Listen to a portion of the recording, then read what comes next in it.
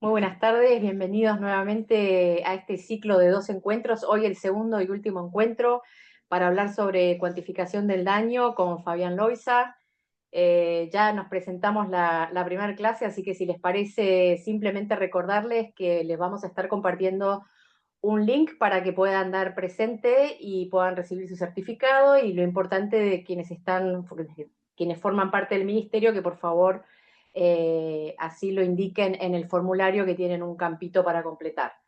Dicho esto, y agradeciendo también la presencia de Carolina Ferster del Ministerio que está acompañándonos, y Fabián, por supuesto, bienvenido nuevamente, y bueno, el auditorio es tuyo. Creo que vas a hacer un repasito de la primera clase y si quedaron algunas consultas de la clase anterior, ¿verdad? Sí, ¿qué tal? Buenas tardes para todos y todas. Sí, la idea era, como siempre por ahí la gente llega un poquito sobre la hora y para que no se pierdan lo que hablemos hoy. Primero yo quería, con la velocidad que le di a la última parte de la charla, de la primera charla, me quedaron algunas cosas que suelen ser de la faz práctica, pero que terminan siendo muy útiles, que son las siguientes. Hay dos páginas de internet que son muy prácticas, que yo no sé si están viendo en la pantalla ahora. Sí. Se ve perfecto. Esta es la planilla de cálculo, ahí la ven, que está disponible gratuitamente en la página nomotica.com. Yo voy a ver si se los destrabo para que la vean. Fíjense ahí se ve la página, ¿cómo se llama? Nomotica.com. Esta es una página que está, eh, la hostea el anfitrión, no me salía en castellano. El anfitrión es el Colegio de Abogados de la Provincia de Buenos Aires, como ven acá el logo. Está trabajada con la cátedra del doctor Achiarri de Bahía Blanca, y ustedes pueden usarla gratuitamente y les da la posibilidad de hacer el cálculo online. Les da una planilla, les devuelve una planilla con los cálculos intermedios, por decir así, y el resultado final. Y es la misma que yo les mostré en acción, que está en la página de la Universidad del Sur, que es la que vimos. ¿Se acuerdan? Esta que está acá, que también se puede descargar, ¿sí? Eh, es la misma página. Ahora no lo puedo Fabián, volver a... ¿vos Sí, podés copiar y pegar en el chat que están pidiendo la dirección? sí. Ahí está. Eh, esperen que se me traba un poco Ah, porque ahí Carolina la está pegando. Ahí Caro pegó perfecto, bueno, gracias. Es nomótica. nomótica.com. Bárbaro. Bien, si quieren, si tienen, y mientras tanto, si hay algunas preguntas de lo que pasó, de lo que charlamos la clase anterior, mientras tanto yo les voy mostrando cómo se puede usar. Es súper sencilla. Lo que tienen que hacer es llenar los campos, y la única variación es esta que les voy a mostrar acá, en el valor de la capacidad de la persona. Acá ingresamos la fecha de nacimiento de la persona en el formato de doble numeración, ¿sí? Dos números para el día, dos números para el mes, dos números para el año. La fecha de inicio de la incapacidad, ¿sí? Eh, no sé por qué me pone... bien. La fecha de inicio de la incapacidad, ahí va. Que puede ser, supongamos, hace un año, ¿sí?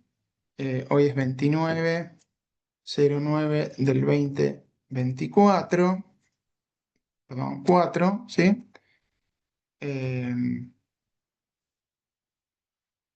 Ahí llenamos. Ven que cuando no está bien completado, incluso aparece en rojo hasta que lo completan bien. La fecha base del cómputo, esto es el día en que estamos haciendo el cómputo, ven que es hoy, ¿sí? La edad estimada de finalización, fíjense que también pueden usar para llenarlo de esta manera, ¿sí? La edad estimada de finalización, fíjense que viene por defecto calculado en 65, pero si ustedes quieren hacerlo hasta los 79, en el caso de las mujeres, pueden hacerlo. El porcentaje de incapacidad, ¿sí? Y el valor de la tasa de descuento, que viene preseteada en 4, pero ustedes la pueden subir o bajar. Vamos a trabajar con la de 3, que es la que nosotros tomamos en cuenta. Y después, si nosotros queremos acá estamos en el valor de capacidad de la persona. Si nosotros queremos hacer la fórmula con la renta variable, es decir, los ingresos variables, nos va a ir desplegando los periodos. Y si el incremento probable es del 100% también, o si queremos trabajar con un porcentaje distinto, ¿sí? Esto viene preseteado. Si ustedes le dan OK acá, fíjense, eh, la edad de comienzo, supongamos el ingreso sería ese, y después en el próximo segmento, ¿cuál sería el otro ingreso? Va cambiando, ¿sí? Y después ahí terminaría con la renta variable y le damos, esto obviamente se podría hacer muchos más segmentos en función de la edad, le damos calcular y acá nos saca el cálculo final. ¿Ven? Ahí está, con los datos que nosotros ingresamos, que son estos acá, los porcentajes de incapacidad, los montos y la curva de ingresos en función de lo que nosotros establecimos. Y ahí van viendo cómo se va haciendo el cómputo, con los retiros mensuales hasta que llega a cero. ¿Sí? Es la misma planilla que yo les decía hoy, que vimos la charla pasada, solo que en este caso está más automatizada y tiene algunas posibilidades de variación, pero es la misma planilla. Y después otra que también es muy útil porque tiene más de una fórmula, es la que van a ver acá. Esperen que le voy a... que está acá. Yo esto se los paso después en el, fíjense, acá está el sitio consultas.pjn.gov.ar barra cuantificación barra civil. Esto igualmente está en el PowerPoint que yo después le dejo siempre a la gente, a las chicas del Ministerio de la Defensa, así que eso les va a llegar la información, pero fíjense que acá tienen varias herramientas, ¿sí? Estos son consultas para cuantificación de daños de distintos tipos, ¿sí? Son registros de jurisprudencia. Y acá tienen la fórmula para el cálculo de la indemnización. Si ustedes hacen el cálculo, supongamos, acá tienen el ingreso anual, ¿sí? La edad. ¿Sí? Yo estoy ingresando edad hasta la cual habría que hacer el cálculo, el porcentaje de incapacidad y la tasa de descuento. Y ustedes hacen el cálculo. Esta es mucho más sencilla. Y acá tienen, fíjense, todas las variables con la única diferencia de la anterior base de cálculos, la de nomótica, que esta no permite la variabilidad en el tiempo de los ingresos, ¿sí? Toma un único ingreso, que es el que nosotros anual, y lo establece para todo el resto del periodo. Esto es algo que la Corte, como mostramos en la charla anterior, critica la Corte de Nación. Y esta es la fórmula Méndez, que es la que modificó Boto. Marshall y las Heras Requena son la fórmula que se usa en la provincia de Córdoba, pero son básicamente las cuatro son la misma fórmula. La única diferencia es que en Méndez se toma como mejor ingreso a calcular el de la edad de los 60 años, que suele ser más alto que el del promedio de la edad de las personas en las que hay accidentes, que es alrededor de los 26 años, y por eso es que da mucho más. Y es una fórmula que también está cuestionada. Y lo que hace es que no hay variación durante el tiempo. Esa variable, ¿se acuerdan yo les mostré? Que es genéricamente una curva, pero que puede tener otros formatos. ¿Sí? Bueno, estas son las dos planillitas que quería mostrarles, que me habían quedado para que ustedes puedan ver y puedan trabajar, puedan, entre comillas, jugar con esas fórmulas para ver cómo trabajan en la práctica y cómo lo relevante para nosotros, los abogados, ya que estemos de un lado o del otro de la pantalla, eh, seamos abogados de la profesión o jueces, cómo lo que interesa es el modo en el que llegamos a estos montos, a estas variables, que es lo que jurídicamente tiene más interés para nosotros. No sé si hay alguna pregunta. Si no hay preguntas, ya arrancamos con la clase de hoy. Mariela dice, perdón, pero yo no entiendo cómo se saca la incapacidad. Bueno, si el tema es el porcentaje de incapacidad, que es la valoración que nosotros tomamos en este lugar, ¿sí? Porcentaje de incapacidad. Bueno, si la cuestión es esa, hay que estar a las pericias y si hay más de una incapacidad, lo que vimos en la charla anterior fue que hay un cálculo a través de la fórmula Balthasar o Baltasar, según quieran pronunciarlo, y que es un cálculo también, lo voy a buscar por acá. Esta es la fórmula, ¿sí? Donde esta variable es la variable de la mayor incapacidad y esta es la de menor y se hace el cálculo. Y si tenemos más de una, lo vamos haciendo por etapas y vamos eligiendo la de mayor incidencia, la incapacidad de mayor incidencia, supongamos una pierna, versus la de menor incidencia, supongamos pérdida de audición, por decir algo. Y si queda otra, la nueva, la que sale de resolver estas dos, es la mayor y la menor será la que nos quede, ¿sí? Está también explicado y acá lo hacemos con un ejemplo.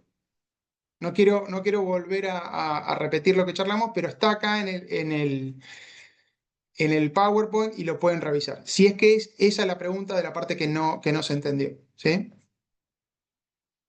No sé si contesté la pregunta. Sí, Fabián, muchas gracias. Si te parece, Perfecto. arrancamos con la clase.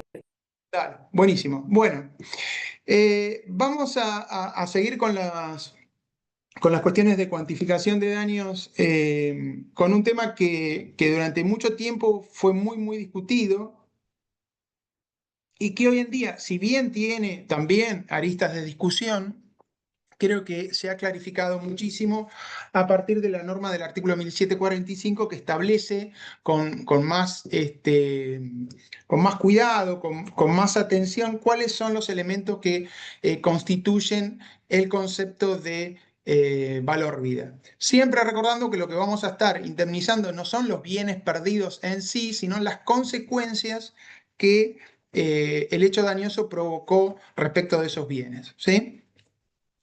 Fíjense que yo pongo ahí el mal llamado valor vida. Valor vida es una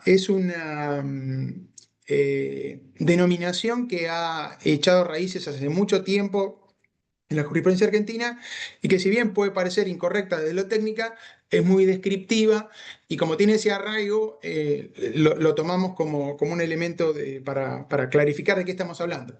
Pero en realidad no se está eh, evaluando cuánto valía esa persona, cuánto valía esa vida para sus familiares, para las personas que eran cercanas, sino que nuevamente lo que estamos evaluando es cómo esa pérdida de la vida impacta en la faz patrimonial o en la faz extrapatrimonial de las personas a las que el código les permite hacer el reclamo.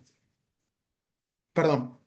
Fíjense ustedes que el artículo habla de lo necesario para alimentos del cónyuge, del conviviente, de los hijos menores, y que esta indemnización procede aun cuando otra persona deba prestar alimentos al damnificado en directo, es decir, puede ser que alguien sobreviva a la persona a cargo de los alimentos, eso no significa que no haya que calcular esta pérdida.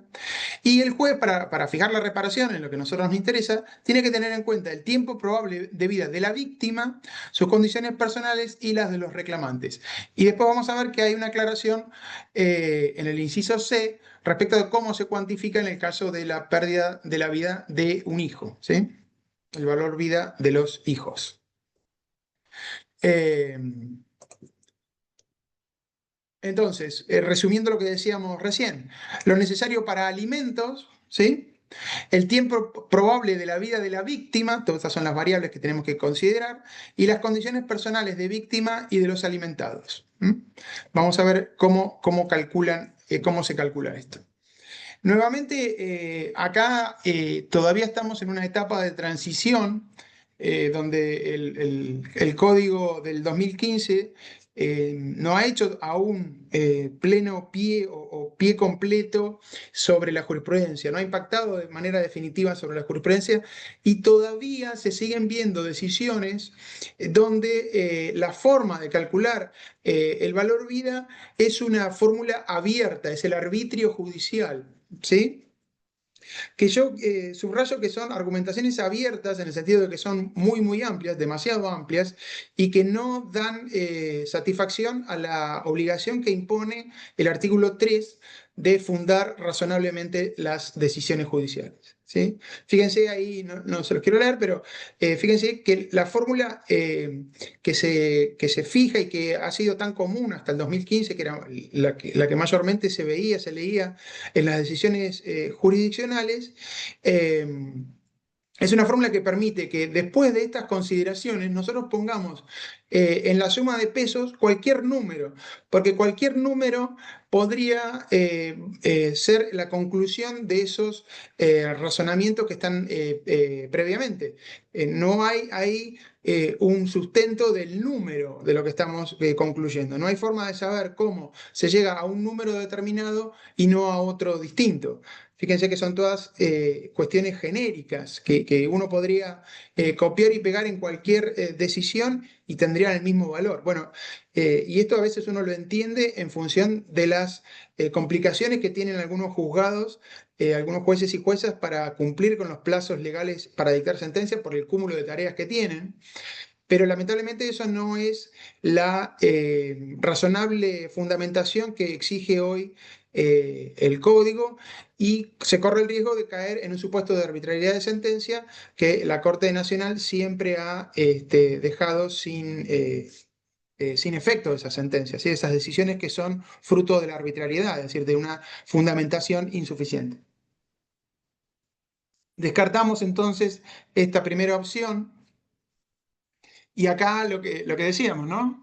Aciarri lo ejemplifica claramente. Él suele dar el ejemplo de una película donde Tom Cruise y Dustin Hoffman trabajan como hermanos, hacen la actuación de hermanos, y Dustin Hoffman es una persona que tiene alguna discapacidad, pero que le permite esa discapacidad hacer cálculos matemáticos velocísimos. Bueno, él hace ese ejemplo tomado de la película Rainman para dar cuenta de cómo algunas decisiones siguen haciendo ese pasaje de determinadas afirmaciones genéricas a un número sin una explicación que una un extremo con el otro.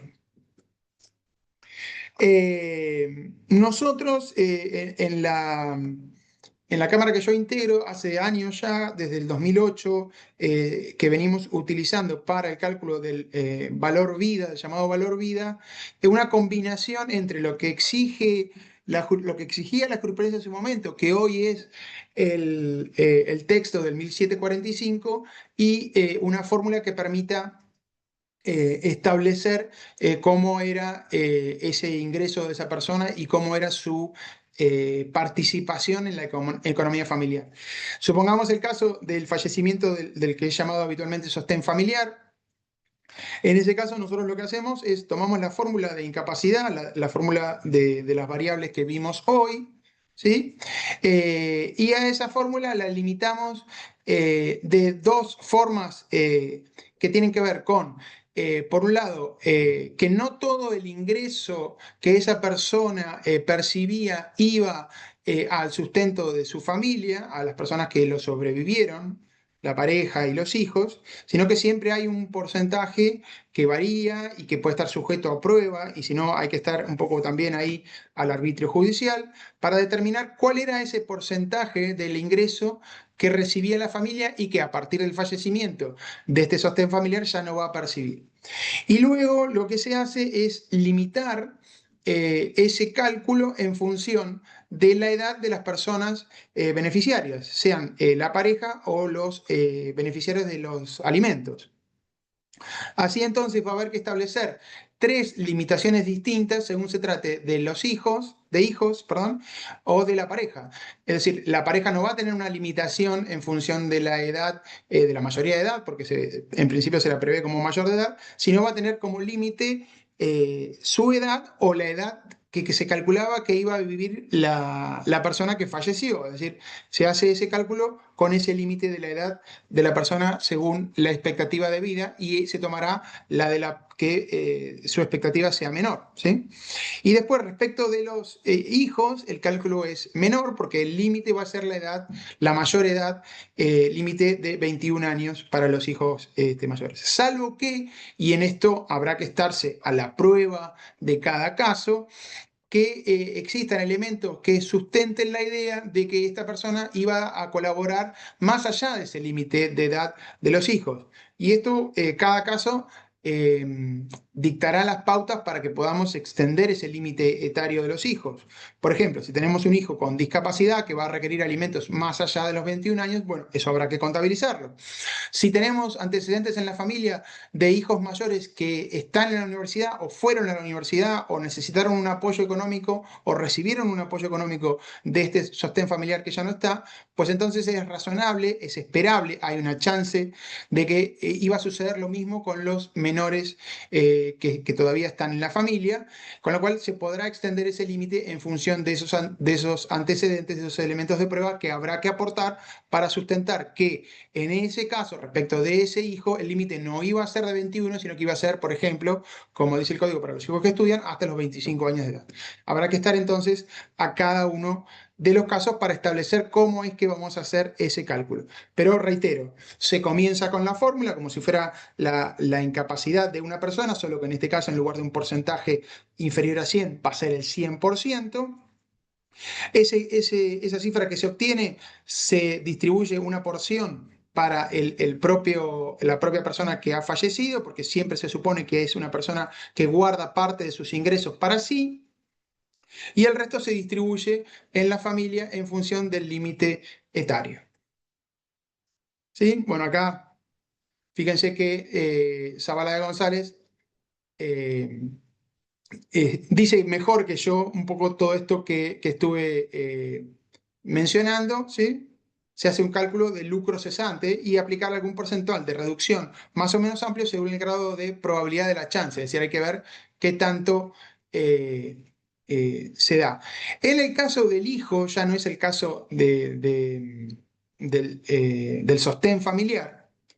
La situación es diversa porque no necesariamente los hijos van a ayudar a sus padres en el futuro. Si bien es algo que es razonable, especialmente se da esto en el caso de padres que tienen una condición de cierta humildad, donde sabemos que la jubilación en el futuro no va a alcanzar o ni siquiera van a tener jubilación.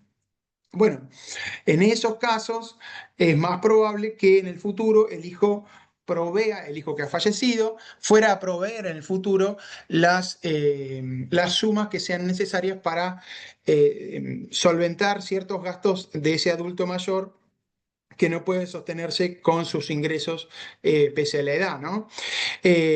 Lógicamente que esto tendrá que ver con las posibilidades ciertas de colaboración que en el futuro esa persona iba a tener en función de, por un lado, su formación, las probabilidades de obtener un trabajo remunerado de cierta calidad y los otros elementos que existan a futuro. ¿Sí? Eh, la forma de calcularlo es la renta perdida, ¿sí?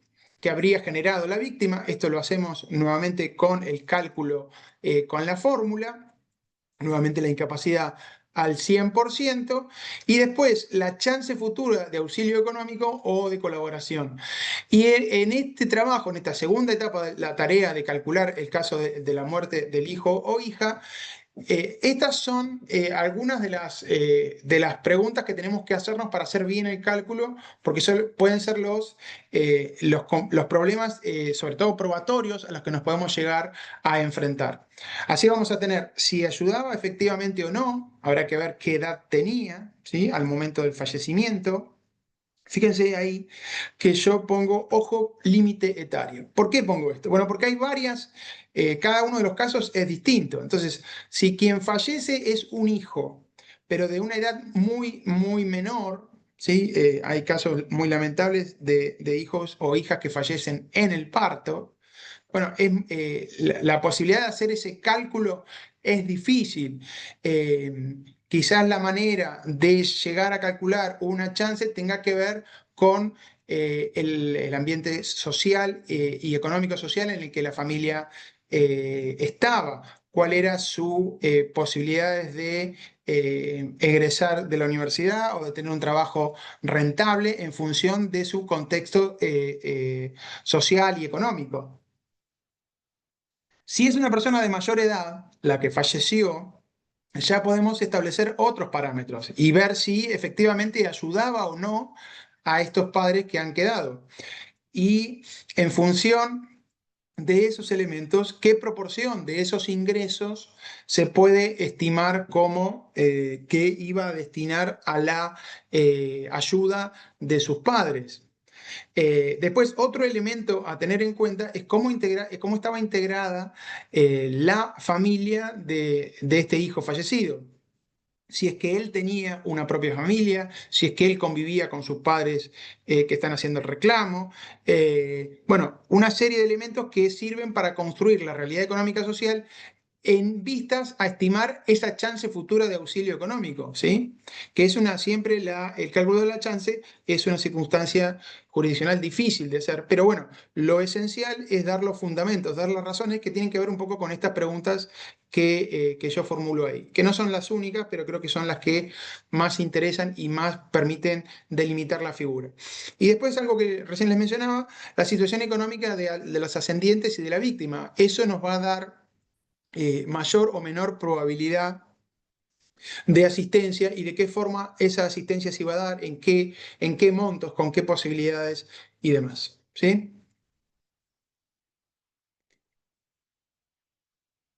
Esto que yo vengo tratando hasta acá tiene como pauta, creo yo, esencial, como primera conclusión que por ahí no nos hemos detenido y sí un poco yo he hecho hincapié ahora, es que los cálculos se, eh, se ven o se construyen o se muestran, para decirlo mejor, se muestran como una argumentación. Es la forma que tenemos nosotros, los jueces, de dar razones para llegar a un cálculo específico. Y fíjense que esto no es solo una idea que se nos ocurre a algunos, sino que es algo que está exigiendo la jurisprudencia de la Corte Nacional ya desde hace mucho tiempo. Yo ahí le cito varios precedentes.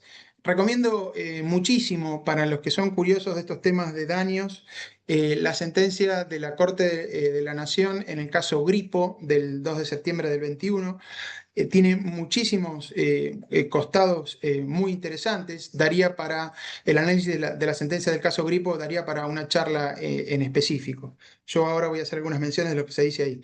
Pero lo que dice la Corte básicamente es, si nosotros vamos a estar calculando una indemnización, necesitamos hacer cuentas, necesitamos hacer cálculos y esos cálculos matemáticos imponen en definitiva se imponen en definitiva por sobre otras formas de argumentación, porque son precisos, son concretos, ¿sí? Y entonces cuando nosotros hacemos estos cálculos, lo que estamos haciendo es dando una argumentación, una fundamentación razonable, cumpliendo con la exigencia de argumentación razonable que impone el código, ¿sí?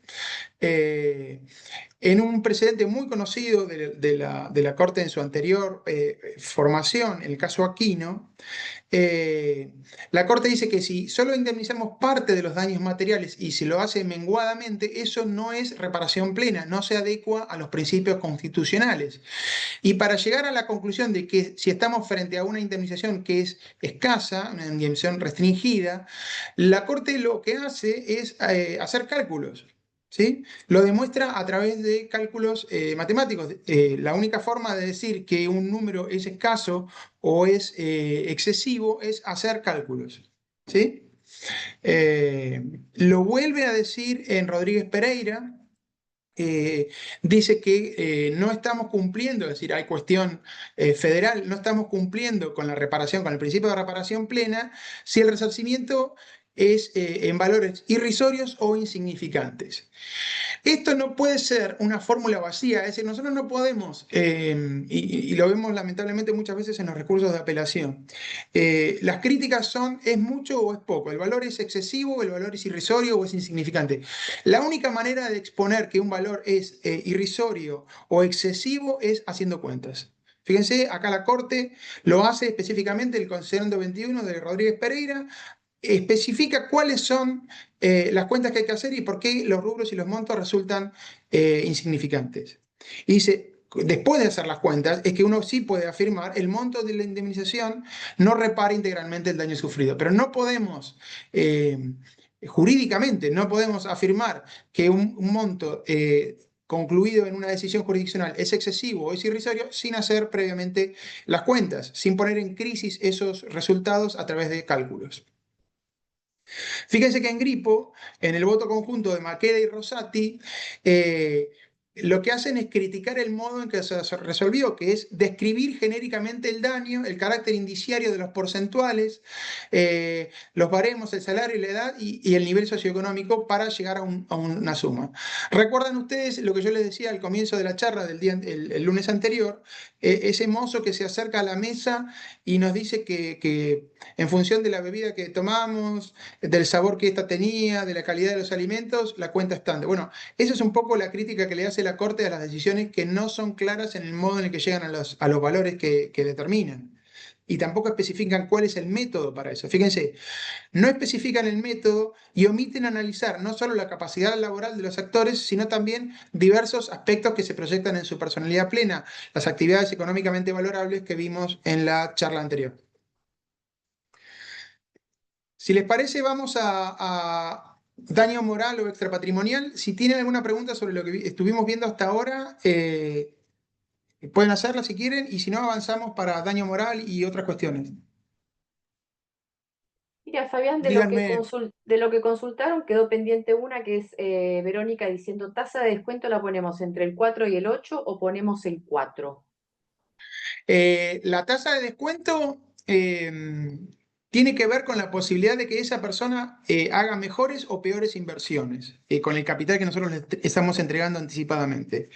En la generalidad de los casos, las personas que reciben esas indemnizaciones no son expertos en inversiones, ¿sí? O no son personas que están socialmente o culturalmente habituadas a delegar esa decisión de inversión en un experto en inversiones, salvo que la prueba del proceso nos indique que es así. Si eso es así, es decir, si no son personas expertas en inversiones, la tasa no puede superar el 3-4%, porque es la ganancia pura que una inversión razonable obtiene en Argentina hoy en día. Eso está dicho en la jurisprudencia, algunos de los casos que yo mencioné y que están en el PowerPoint lo dicen, hay otras jurisdicciones que se detienen también a marcarlo, por ejemplo, yo recuerdo ahora la Sala Segunda de la Cámara de Apelaciones de Mar del Plata se detiene en la tasa de descuento para especificar esto. Así que mi consejo es que con este argumento la tasa de descuento no puede ser de más del 3-4% en la fórmula que utilicemos. Perfecto.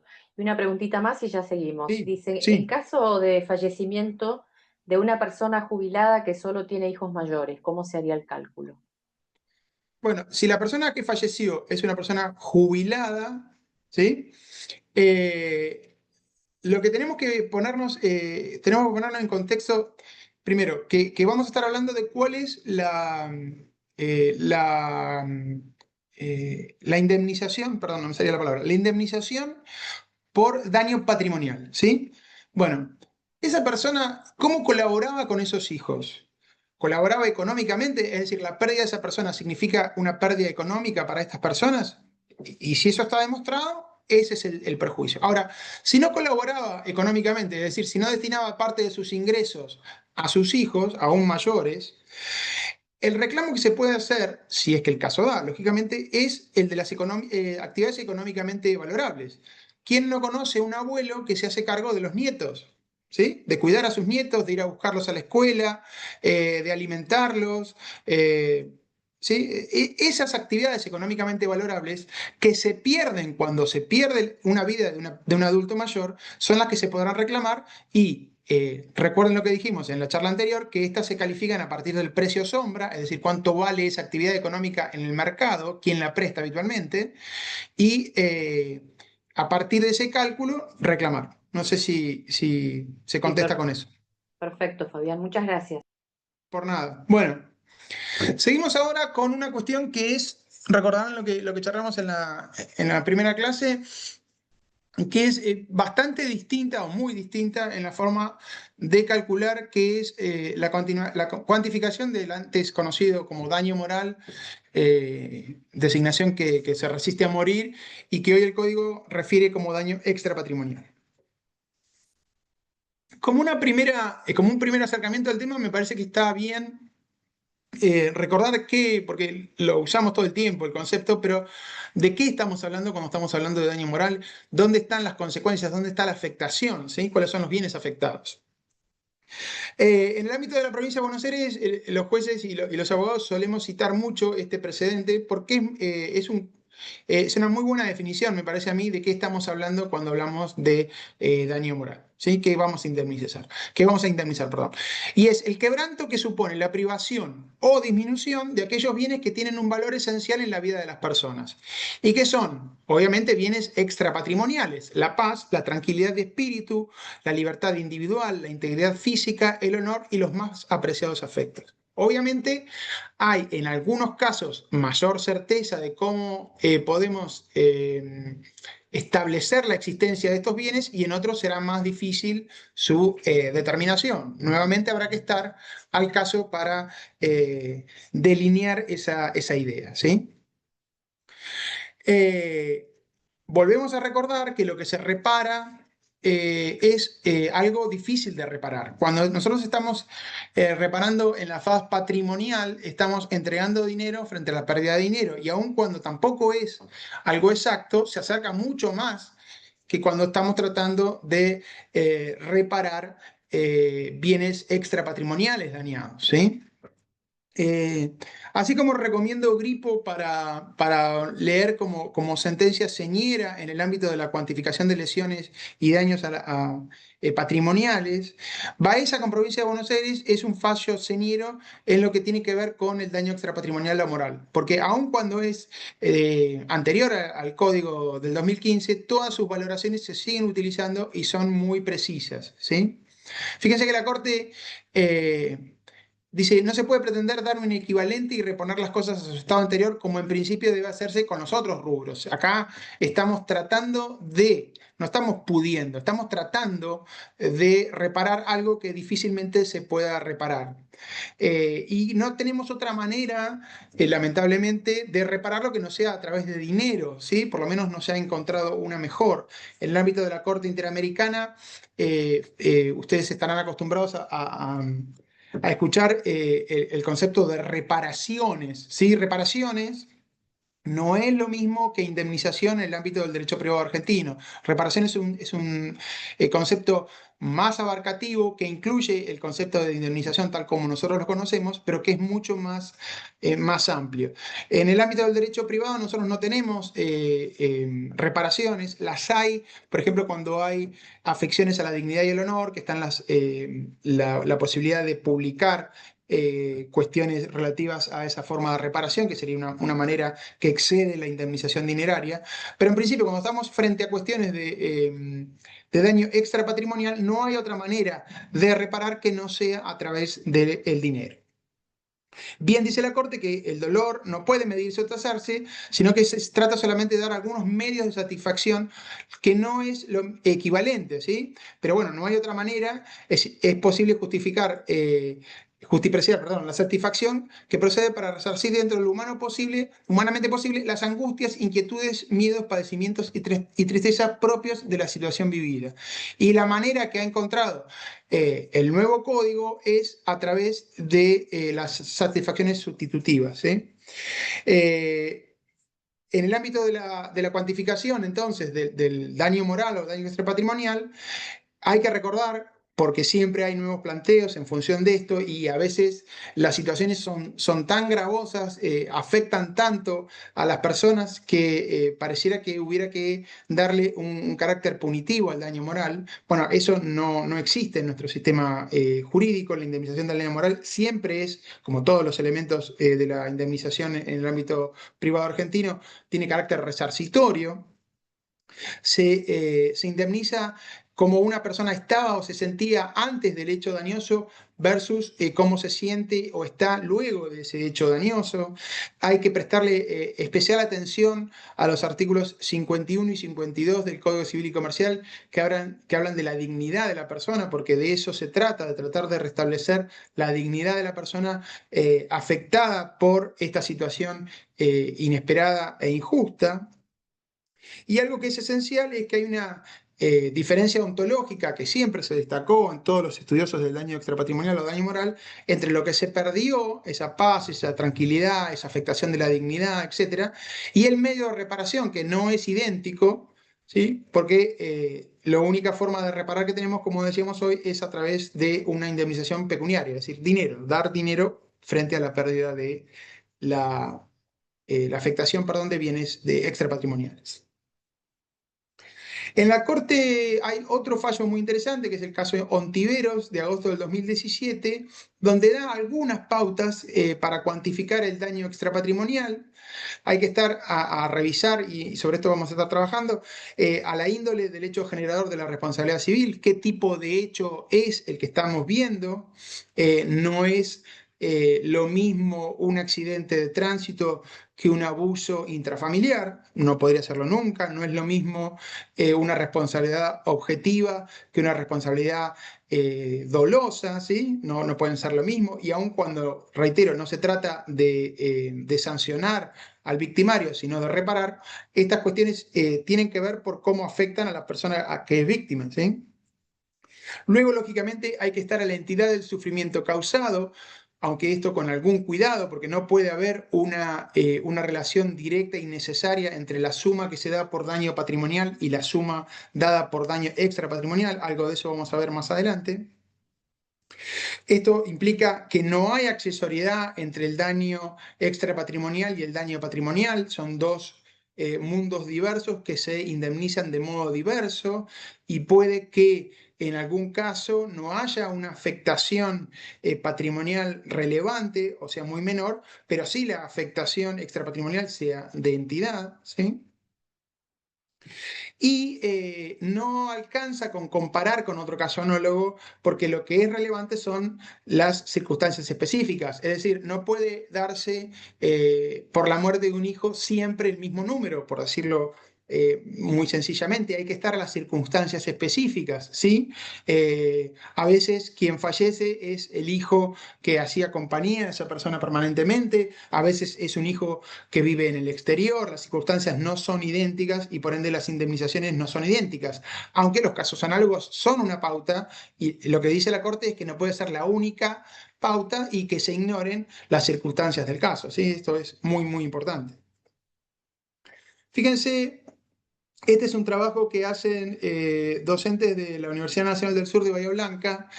Eh, lo hicieron en el año 2016. Se ha cambiado mucho desde entonces, pero hay algo que es relevante acá. Está publicado en una revista de Cataluña. Está publicado lamentablemente en inglés. Para los que no saben inglés, por ahí es un poco inaccesible, pero yo ahí les dejo la cita por si quieren acercarse a la cuestión. Lo que hicieron estos autores, conducidos por el doctor Achiarri, es poner en evidencia que en las indemnizaciones por daño extrapatrimonial hay un evidente sesgo de género contra las mujeres. Fíjense que no importa cuál sea el año, casi en el 99% de los años, si no estoy viendo mal, solo en el año 2008, las indemnizaciones percibidas por las mujeres por daño extrapatrimonial superan a las por daño patrimonial en casos análogos, ¿sí? Esto es un estudio que se hizo a través de dos herramientas, de dos motores de búsqueda distintos, sobre las sentencias que publica la Cámara Nacional Civil en casos de daños.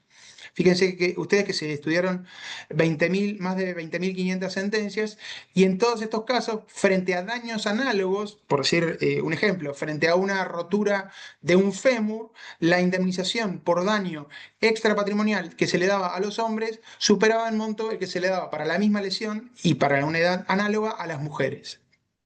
Como vemos, en esto también tenemos que tener mucho cuidado porque no hay razones objetivas para que esto suceda, ¿sí? No hay razones para establecer que el daño extrapatrimonial sea siempre inferior al que se da a los hombres. No hay ninguna razón. La única causa posible que pareciera atender a este sesgo es que se lo establecía a partir de un porcentaje del daño patrimonial.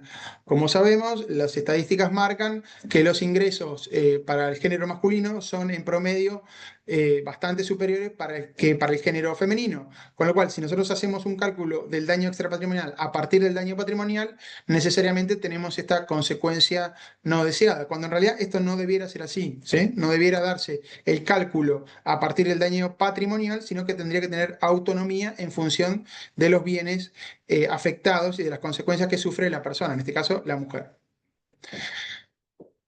Eh, ¿Qué necesariamente tenemos que utilizar para cuantificar daño extrapatrimonial? Recuerden lo que decía del fallo de la Corte, las circunstancias del caso. Eso es muy relevante, hay que detenerse en eso. Lógicamente, si somos abogados, tenemos que detenernos en la prueba de cuáles son las afecciones a la persona. Si bien es cierto que el código permite que se pueda inferir el daño, la existencia, la procedencia del daño extrapatrimonial a partir de las circunstancias del hecho, es decir, el hecho mismo ya nos dice que hay un sufrimiento extrapatrimonial, un daño extrapatrimonial, para decirlo mejor. El quantum de ese daño patrimonial, si más o menos en función de los antecedentes, lo va a dar las circunstancias del caso y es ahí donde tenemos que hacer el aporte para demostrar que si bien esta persona sufrió una lesión idéntica a un caso que hubo hace unos años, la indemnización debe ser mayor en función de las circunstancias del caso específicas. Y ahí tenemos que dar las razones, los datos de la víctima, las condiciones antes y después del daño y la gravedad de lo sufrido, la duración de la recuperación, etcétera, como para establecer que frente a una misma lesión no corresponde el mismo número, ajustado en función de la inflación, lógicamente, porque si no vamos a estar dando menos indemnización, ¿sí? Y una cuestión que es novedosa y sobre la que uno ve cierta resistencia es la cuestión de los placeres compensatorios o satisfacciones compensatorias, distracciones, esparcimientos o goces que pueden paliar lo sufrido y que vienen dados por mandato del legislador en el último párrafo del 1741. Sobre esto algo vamos a avanzar ahora. Y después la cuestión de si pueden valorarse o no casos análogos. Veíamos en el precedente de la Corte que la Corte lo que dice no descarta de plano la utilización de casos antecedentes análogos, pero lo que dice es no nos quedemos solo con el caso precedente, no hagamos tabla rasa que en función de que se trata de la misma incapacidad y de que se trata de la misma lesión le vamos a dar el mismo porcentaje de daño extrapatrimonial, el mismo quantum de daño extrapatrimonial sin que estemos asumiendo cuáles son las específicas circunstancias del caso. Y una cuestión que es muy importante en Argentina, sobre todo en los últimos años, y sobre algo de eso pretendo decir. Cuidado con la evolución de los valores en función de la inflación. Es decir, nosotros vamos a ir a buscar precedentes análogos, pero esos valores que se dieron en casos análogos hay que ajustarlos a valores actuales, porque si no corremos el riesgo de estar infravalorando la lesión extrapatrimonial. El recuerdo del 1741, ¿sí? Satisfacciones sustitutivas y compensatorias que puedan procurar las sumas reconocidas, ¿sí? Bueno, hay bastante discusión con esto. Yo veo que los jueces, los colegas de otras departamentales, en muchos casos son bastante renuentes a darlos o a hacer una reflexión respecto de eso. Hay una cierta, o se advierte, o creo yo que hay una cierta incomodidad con hacer referencia a estas situaciones. A veces pareciera que se estaba analizando el dolor de una persona. El código no pretende reparación inmediata. Es decir, no es que porque yo me rompí un tobillo en un accidente de tránsito, eso se cura, entre comillas, o se repara con 10 días en el Caribe. Aunque 10 días en el Caribe reparan bastantes cosas, no es tan lineal. Lo que pretende el código es que esta idea de un viaje o de una actividad placentera dé satisfacciones, que no van a ser exactamente lo mismo, sino que van a ser una manera de decir, bueno, le estoy dando este monto porque con este monto usted va a poder disfrutar de esta cosa o tal. ¿Sí? Es decir, hay una suerte de juego entre tres elementos. Yo no creo que sea un sistema excluyente de otro, sobre esto la doctrina discute en la Cámara que yo integro desde hace mucho tiempo que venimos utilizando las satisfacciones sustitutivas, mucho antes de que existiera la regla que nos obligaba a eso. Nosotros lo entendíamos que era una manera de fundar la decisión, hacer referencia a casos análogos. De hecho, nosotros tenemos una base sobre la cual trabajamos con los antecedentes desde el año 93-94 para tratar de ir fijando frente a casos análogos y luego del debido ajuste dinerario, indemnizaciones que sean similares, ¿sí? Frente a lesiones similares, padecimientos similares, indemnizaciones por daño moral o extrapatrimonial similares. Después, hay que establecer qué placer compensatorio se otorga. Yo creo que sí, yo creo que el código en esto es claro, es decir, nosotros tenemos que indicar como una manera de fundar, nuevamente este es el tema, fundar debidamente por qué estamos dando ese monto. Y para dar ese monto, bueno, lo que decimos es, mire, usted con este dinero puede hacer tal o cual cosa. No es que a un fanático de la pesca haya que pagarle una semana en Corrientes pescando dorados, y con excursión y guía y qué sé yo, y ser tan preciso en eso, sino que, y como vamos a ver más adelante, hay que tratar de buscar criterios un poco más objetivos y que se pueda establecer eh, ¿por qué es que estamos dando esa suma? ¿Qué tuvimos en mente los jueces para determinar esa suma? Y que no sea una suma que no tenga ningún anclaje en la realidad del caso o de las personas que están siendo víctimas o de posibles casos análogos. Lógicamente que en algunos casos va a ser difícil establecer cuál es ese placer compensatorio, esa satisfacción sustitutiva. Pero bueno, es un desafío que los jueces tenemos que asumir, que tenemos que establecerlo y fundarlo. Y en el peor de los casos será una situación un poco más genérica. Uno, si no tiene elementos específicos del caso que abastezcan suficientemente la manera en la que estamos decidiendo que esa sea la cifra a dar por daño extrapatrimonial, bueno, tendremos que dar elementos un poco más genéricos, pero si hay elementos en el caso, ahí sí podremos avanzar y darlo con más especificidad, ¿sí? Y después una discusión que a veces se plantea y se planteaba antes en los tribunales y que ahora también se sigue dando, es el problema del valor decreciente del dinero. Es decir, supongamos que quien sufre un daño extrapatrimonial es una persona mil millonaria, ¿sí? El 1% de la población del planeta que es mil millonaria. A esa persona otorgarle un viaje al Caribe es quizás una indemnización insuficiente, puede llegar a entenderse. Pero bueno, la idea no es ser tan específicos en la determinación del placer compensatorio, sino ser un poco más genéricos y tomar la idea de cuáles serían para una persona en la situación de ese sufrimiento, cuál sería en la generalidad de los casos la forma de determinar la valoración que alcance para un placer compensatorio genérico y no el específico del caso. Reitero, no es una pauta que con ese dinero necesariamente la víctima vaya a hacer la actividad que nosotros estamos determinando a partir del placer compensatorio, sino que es una manera de esclarecer por qué llegamos a ese monto, ¿sí? Fíjense que acá, como siempre, La familia Zavala tiene algo para aportar. Este es el caso de Rodolfo, el hijo de la doctora Zavala de González, que es un doctrinario también de fuste y un profesor muy avesado en la materia. Lo que hay que medir en números, dice el doctor González Zavala, no es el daño espiritual, sino el bienestar que puede generar la indemnización. No se trata de fijar el precio del dolor, sino el precio del placer.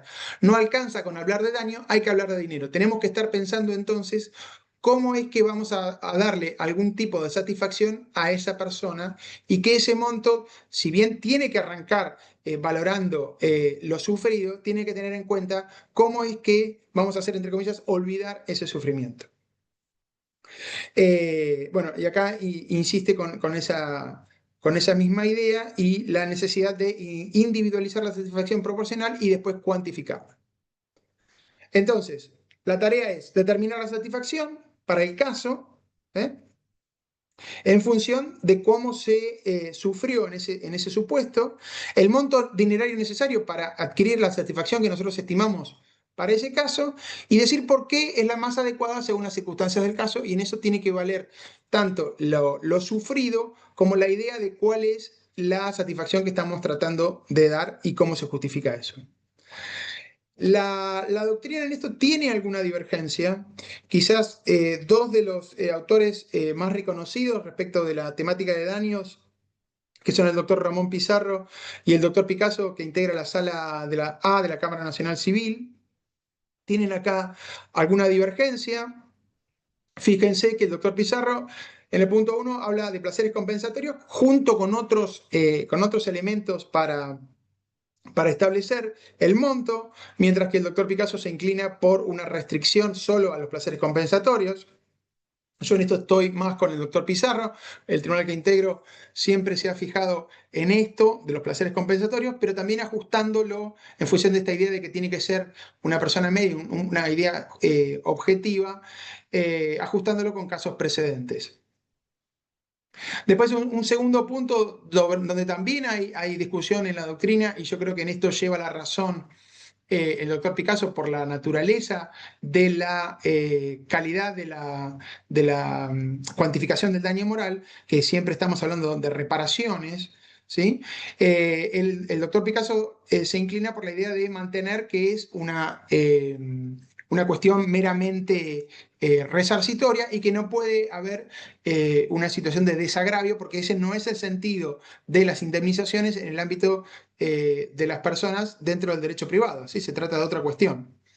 Y después también hay divergencia en si se trata de placeres compensatorios para la persona concreta, lo que decíamos hoy, que trae como consecuencia esta idea el problema de que a mejor situación económica de la persona agraviada, más dinero se va a necesitar para alcanzar un placer compensatorio que satisfaga debidamente en el caso, mientras creo yo que en esto lleva la razón también el doctor Picasso, porque lo que se busca es la satisfacción para una persona media, considerando el caso, considerando lo sufrido, considerando cómo se va a satisfacer, pero considerando la situación con un criterio más objetivo, porque si no habría injusticia y lo que se trata no es de reparar en función de los ingresos de una persona, sino en función de lo sufrido y cómo eso se cuantifica genéricamente, ¿sí?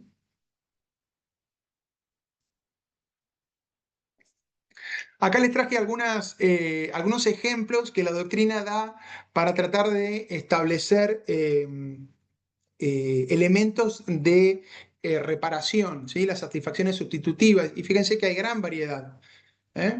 Distintos placeres posibles. El doctor Mendelewitz es quien maneja la base de datos de la Cámara Nacional Civil. Es una gran tarea que lleva adelante. Y él dice, fíjense, presten atención al descanso, las distracciones, las diversiones, los juegos, escuchar buena música, placeres de gastronomía, entre otros. Y el doctor Alferillo, desde San Juan, nos dice salir de vacaciones, practicar un deporte, concurrir a espectáculos o eventos turísticos, culturales o deportivos, escuchar música, acceder a la lectura, etc. Es decir, son todas estas herramientas que nos sirven a nosotros para tratar de buscar una cuantificación que atienda juntamente el daño padecido y los intereses de esa persona con un criterio objetivo. ¿Sí? Reiterando siempre que el dinero es una herramienta, ¿sí?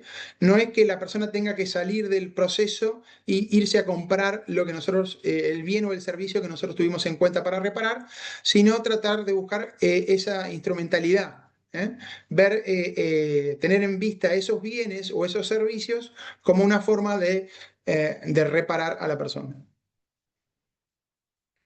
Eh, y acá algo que nosotros decimos muy habitualmente, no se trata solo de cuantificar, sino que también tiene que haber en esa tarea de cuantificar, valorar las circunstancias del caso y utilizar algún parámetro de comparación. Entonces nosotros también tenemos siempre para establecer la cuantificación del daño moral los antecedentes de casos análogos y los eventuales placeres compensatorios. Esta es una forma de resumen, yo creo que así es como uno tiene que trabajar. Nosotros arrancamos con la lesión a los bienes no patrimoniales, buscamos una forma de determinar un placer compensatorio y obtenemos una evaluación del dinero que es la forma en la que vamos a indemnizar.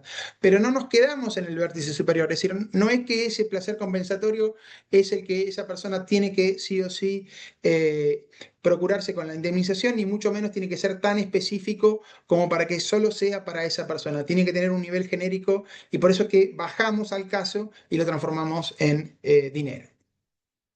Si hay alguna pregunta sobre esto, si no pasamos Hay unas, brevemente al daño proyecto de vida. hay unas Sí. cuantas. Pues Bueno, me vos alegro. dijiste que era un tema que era polémico, así que sí, hay Sí, algunas sí, sí, consultas. sí, sí, sí, sin Vamos duda. para Estoy atrás un mirando un poco la hora. cachitín. Sí. Bien, dice, sobre el valor de la pérdida de la vida en cuanto al reclamo de sus herederos, ¿podría hablarse de placer compensatorio o deberíamos reemplazar el término?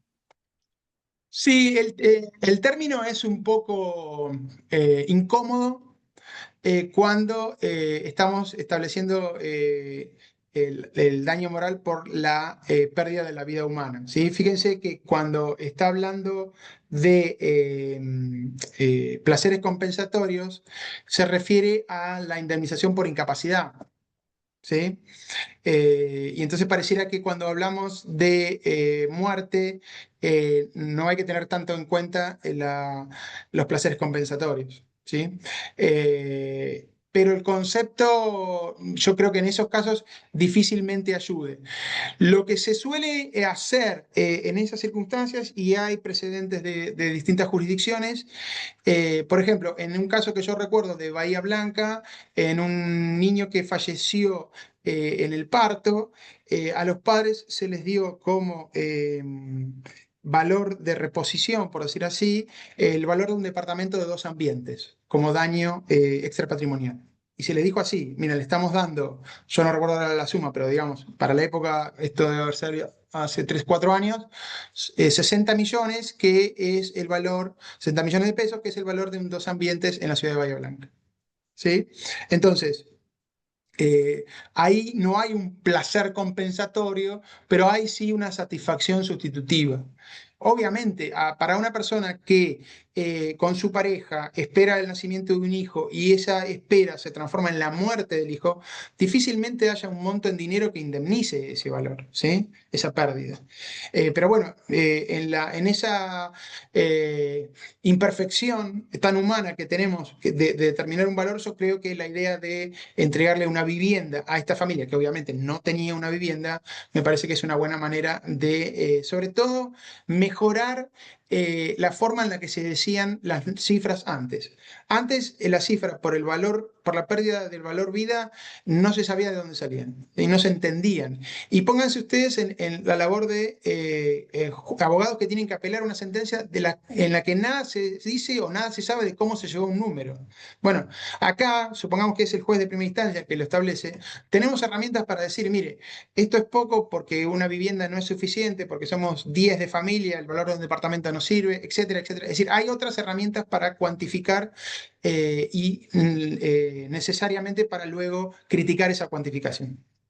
Perfecto. Una cosita más y continuamos. Cuantificar el daño en relación a, por ejemplo, vacaciones, ¿no queda corto? Porque la afección espiritual acompañará a la persona a lo largo de toda su vida y no se agota en un solo momento. Sí, Sí, en algunos casos sí. Bien, En algunos casos sí. Habrá que ver cuál es la lesión y qué grado de afectación tiene esa lesión, ¿sí? Hay lesiones que son incapacitantes con las cuales uno convive muy bien y se entera muy poco, pero hay otras lesiones que, como dice esta persona, lo acompañan a uno durante toda la vida. Bueno, entonces no alcanzará con 15 días una vez en el Caribe. Quizás haya que dar 15 días todos los años hasta que esta persona pueda fallecer para que esa satisfacción sea suficiente. Es decir, habrá que ajustarlo al caso para establecerlo de alguna manera. Lo que sí sin duda tiene que haber es una explicación, aunque sea mínima, de por qué estamos dando ese número y esa explicación tiene que pasar por las satisfacciones sustitutivas o los placeres compensatorios. muy bien. Continuemos con creo que es el último tema, ¿no? Proyecto de vida. Sí, no, tengo alguno más, pero voy a ir lo más rápido posible. Bueno, bueno. Sí, en cuando el código, me niego a decir nuevo, cuando el código vigente habla de la indemnización, bueno, destaca esta idea que yo he tratado de reforzar en estas dos clases de la idea siempre subrayando las consecuencias, y habla de las consecuencias que resultan de la interferencia en el proyecto de vida de la víctima, ¿sí? Eh, Voy un poquito más rápido, lo resarcible no es el bien en sí, no es el proyecto de vida en sí, sino cómo ese proyecto de vida se ve afectado y esa afectación puede producir consecuencias patrimoniales o no patrimoniales. En lo personal, yo creo y la experiencia me indica que en el 99% de las veces el daño al proyecto de vida afecta en el ámbito extrapatrimonial o es mensurable en el ámbito extrapatrimonial. En el ámbito patrimonial nosotros tenemos otros elementos como es el daño emergente o el lucro cesante, ¿sí? O la pérdida de chance, que quizás son más precisos y alumbran mejor la pérdida que tuvimos. No me quiero detener en esto, voy más adelante. Supuestos de aplicación de daño al proyecto de vida. Casos de graves lesiones físicas, ¿sí? Es decir, pérdidas de capacidades muy, muy amplias o muy esenciales que hacen que la vida se afecte de una manera muy grave. Un ejemplo que conozco porque hemos tenido casos, en un accidente de tránsito, una mujer joven que no tenía pareja en ese momento, una mujer de menos de 25 años, sufre varias lesiones de resultas de las cuales le extirpan el útero. Era una mujer que no tenía pareja en ese momento, pero más allá de todos los avances, a esa persona se le truncó la posibilidad de ser madre. Ella no sabía si quería o no quería ser madre, pero sin duda que ya no iba a poder ser madre nunca más por causa de este accidente. Bueno, ahí nosotros otorgamos como integrante del daño extrapatrimonial, daño moral en aquella época, porque es un caso de antes del 2015, nosotros otorgamos indemnización por daño al proyecto de vida. Hay un proyecto de vida truncado. No sabíamos, ella incluso tampoco sabía si quería ser madre o no quería, pero sin duda que a partir del accidente ya no iba a poder hacerlo nunca más.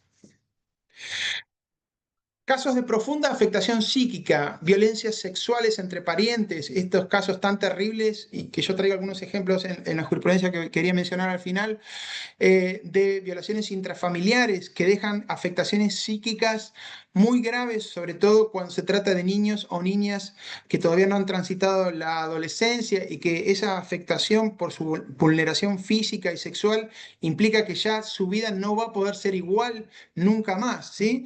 Eso también tiene una consideración como daño al proyecto de vida. Y acá yo creo que es muy importante la edad.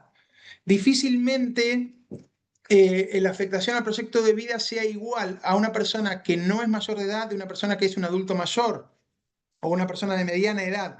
A menor edad es mayor probabilidad que haya afectación al daño al proyecto de vida. Estos son un poco los elementos a tener en cuenta, ¿sí? Reitero esta idea, la Cámara Nacional Civil Sala A, cámara que recomiendo que se lea, sobre todo en casos de daños y perjuicios, porque hay dos doctrinarios de fuste, que son los doctores Calvo Costa y Picasso. Hay sentencias muy, muy buenas en temas de daños, con gran calidad en la fundamentación, ¿sí? Estos jueces reiteran, el daño puede ser solo patrimonial o moral. El resto de las clasificaciones no existen o no deben ser tomadas en cuenta y hay que valorar en uno o en otro rubro, ¿sí? Eh, Bueno, acá alguna definición sobre qué es el daño al proyecto de vida. A mí me gusta mucho esta definición que da la doctora Zavala de González porque tiene un grado importante de consideración a lo humano. Se produce una lesión al proyecto de vida cuando un suceso interfiere en el destino del sujeto, frustrando, menoscabando o postergando la realización personal. En virtud de ese despojo o vaciamiento del porvenir expectable, es decir, de lo que probablemente podía pasar con esa persona, ya no habrá un mañana creado por la víctima, esa imposibilidad de decidir que le priva el evento dañoso, sino que el mañana va a estar impuesto por el hecho lesivo. Creo que esta definición es muy útil, sobre todo para determinar si verdaderamente existe en un caso o no ese daño al proyecto de vida. Y ahora voy a lo último, ahora sí, voy a tratar de irlo más rápido. Perdón, estoy yendo al revés. Cuantificación de daños extrapatrimoniales en casos que son más difíciles que, podemos decir, los accidentes de tránsito o lo de responsabilidad civil médica y demás. Y que pueden ser útiles para las personas que trabajan en el Ministerio Público de la Defensa.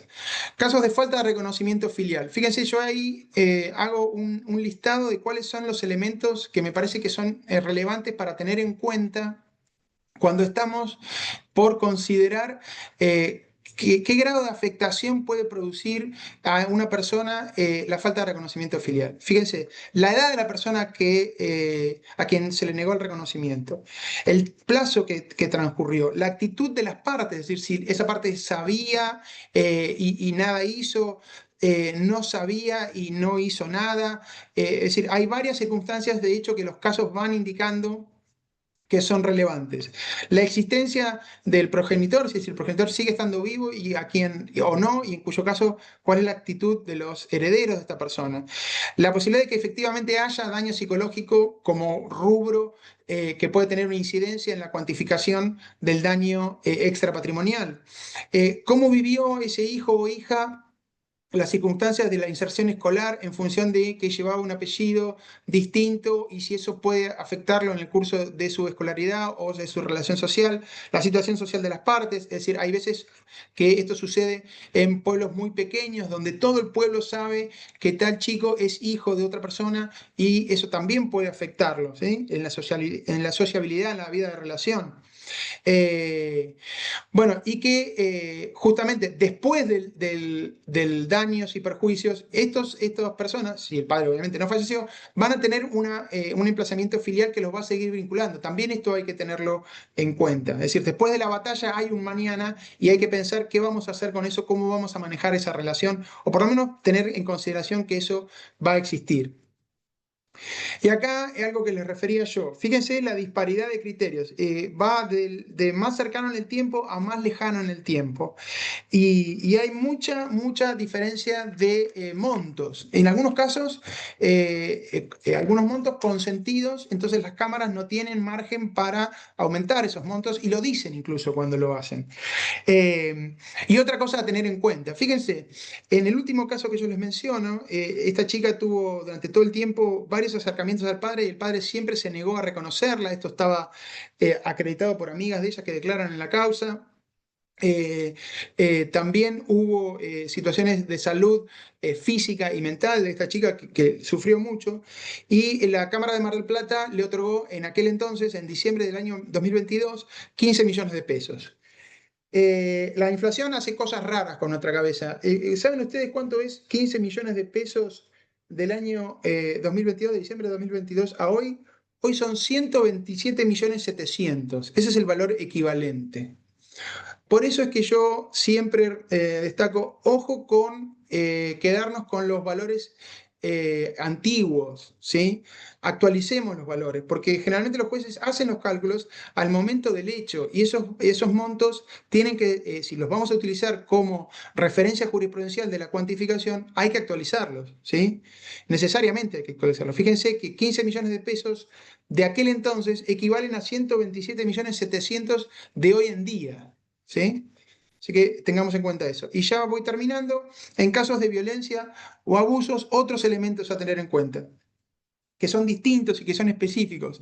La existencia entre dañador y damnificado o damnificada de un vínculo o relación previa de confianza, amistad o parentesco. Ustedes saben que la mayoría de los abusos sexuales se producen entre gente que se conocía, incluso que conviven. Entonces, esto puede potenciar el carácter mortificante del daño, ¿sí? La situación es vivida con mayor angustia todavía. También valorar la existencia de culpa o dolo. Obviamente la persona que produce el abuso sexual tiene una actividad dolosa, una actitud dolosa, pero también hay condenados por tolerar, ¿sí? No es extraño que haya parejas de abusadores que toleren esta situación respecto de terceros. Y esa valoración puede ser entendida como una situación de culpa, puede ser que esté vista desde ese costado. Bueno, hay que ver qué tipo de cuantificación vamos a hacer en relación a eso. Lógicamente, qué tiempo llevó esa violencia sufrida y obviamente las consecuencias de esa violencia. Hay múltiples consecuencias de la violencia que incluyen la pérdida de vidas, la mudanza a otras ciudades, con lo que eso significa, y las afectaciones específicas en el ámbito personal, psicológico e incluso físico, ¿sí?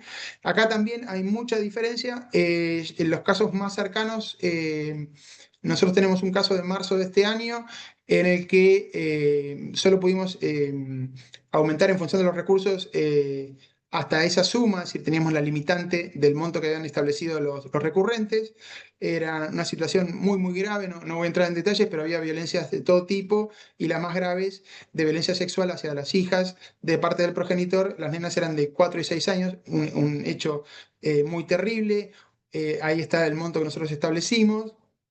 Un caso relativamente cercano de la Cámara de la Plata, con voto del doctor Rondina, un caso similar al que nosotros tuvimos también, 67 millones para la niña víctima de violencia sexual por parte de su abuelo, condenado penalmente. Y después otro caso nuestro, en un caso que era de violencia psicológica mayormente, en el que la parte actora no apeló, en el año 2023, perdón, nosotros establecimos una indemnización de 1 millón de pesos que equivale a hoy a aproximadamente 5.300.000, ¿sí? Como para que vean, también a veces las partes se satisfacen con unas sumas que por ahí uno entendería que son escasas, pero bueno, a veces solo las víctimas buscan que les den la razón para concluir. Fabián, Acá, tengo dos sí, consultas ya que cierro y estoy con las preguntas. perfecto. Eh, Esto es lo que les decía hoy de la base de la Cámara Nacional Civil. Ahí ven, ustedes tienen bases para ver cálculo de daños de fallecimiento, lesiones, daño moral, responsabilidad de los profesionales de salud y daños derivados de la violencia de la mujer y el lugar para el cálculo. Acá tienen también, yo después se los dejo y se lo transmiten, otras bases de datos de donde pueden calcular, ¿sí? Donde pueden pedir bases para calcular. Una breve reflexión, cuantificar como idea de fundamentación necesaria para la decisión. La ciencia y la república exigen que los procesos de decisión y determinación se muestren del modo más abierto, claro y que se expongan a la crítica y refutación. Y así se avanza. Los brujos, los charlatanes y los dictadores, al contrario, hacen de la oscuridad y la confusión un escudo, una virtud. Y empecé con la película de ¿Cuánto vale una vida? Y termino con esa misma película cuando uno de los funcionarios dice, alguien va a tener que hacer el trabajo sucio de decidir las cifras a pagar. Para eso le pedimos a los abogados que nos ayuden a los jueces y nos den los elementos para poder hacer el trabajo sucio lo más limpio posible. Muchas gracias. Dejo ahí un contacto y estoy dispuesto para preguntas. Gracias, Fabián. Cuando recién veíamos las últimas indemnizaciones de 60 y pico de millones, hay dos consultas que tienen que ver con eso. Una es, ¿se consideran los recursos o ingresos del demandado para cuantificar? Y la otra que tiene relación es 67 millones. ¿Y si el condenado no puede pagar? No, bueno, lógicamente, ese es un cálculo que tiene que hacer la persona que asesora a quien va a iniciar un proceso de daños y perjuicios. Es decir, es una decisión del abogado, de estratégica del abogado. Es decir, si hay verdaderamente posibilidades de iniciar, es decir, posibilidades, perdón, de iniciar, no, posibilidades de cobrar efectivamente. En el caso que tuvimos en Necochea, nosotros no tenemos exactamente noción, pero sé que hay un patrimonio que puede responder. No conozco la específica del caso de La Plata, pero yo asumo que los abogados ingresan a un proceso judicial con la idea de poder cobrar ellos y sus clientes. Así que quiero entender que hay patrimonio que puede responder. Perfecto. Muy bien. Bueno, estamos ya con tiempo recontra cumplido. Fabián, muchísimas gracias. Ha sido un placer tenerte estos dos encuentros. Te Bueno, tendría me alegro. cinco más te tendría. Pero bueno, Bueno, eso lo vamos a charlar para el año que viene. dale, Bueno, dale, a disposición y sí, son temas que interesan y que a veces es difícil acotarlos. Y por ahí sí, estaría bueno claro. que en el ida y vuelta, por ahí también es ganancioso porque los casos son los que nos permiten a veces pensar las cuestiones mejor y llegar a un mejor entendimiento. Exacto. Bueno, y ahí puse nuestra dirección de los próximos cursos porque con el ministerio vamos a estar haciendo durante el mes de octubre dos cursos que tienen que ver con restitución internacional de niños, niñas y adolescentes y perspectiva de género en personas mayores. Así que si quieren también participar de estos encuentros, se tienen que inscribir. Gracias Fabián nuevamente, gracias Carolina, como siempre, acompañando en las Gracias a charlas. ustedes. Y a todos los que estuvieron presentes, ¿sí? Que se quedaron todos hasta el final, Fabián, un genio. Bueno, Saludos, me alegro mucho, espero que haya sido de utilidad, la idea es que esto sea útil. Le dejo a Carolina el PowerPoint, después se lo paso, que la idea es también que circule y que sea de utilidad para los que asistieron. muchas Adiós, hasta gracias. la próxima. Gracias, buenas tardes. Chao, chao.